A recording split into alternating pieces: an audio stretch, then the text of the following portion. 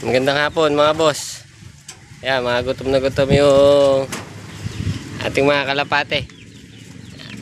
Hindi kasi sila na gumagaan kanina kasi pinainom ko na ng ng gamot. Pampatanggal ng alaga naman nila. Sana tumalab. Yung mga gutom na gutom. Ayan o. Pati yung dalawa na yun. Sinubukan ko rin ng gamot. Saktuan lang muna. Iyon, no?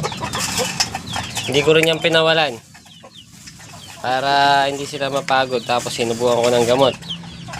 Ayun yung dalawa. Mga gutom na gutom. Kanina binigyan ko na to ng tubig. Tubig lang sila nung tanghali. Pero hindi ko sila pinakain.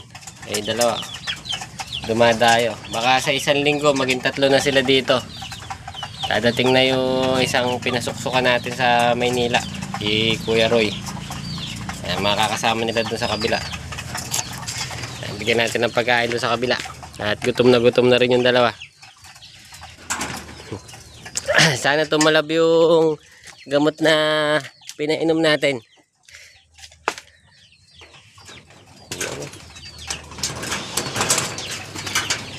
Hindi ko na sila masyadong ginulo kanina. Kasi nga uminom sila ng gamot. Baka may stress pa lalo. Gutom na gutom oh.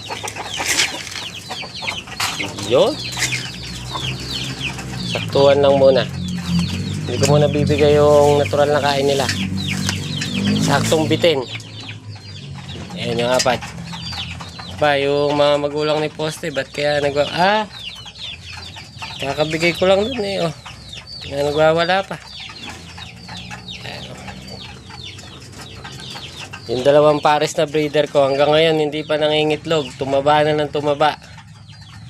Hindi ko alam kung bakit. Tumubo na ng lumubo ang katawan.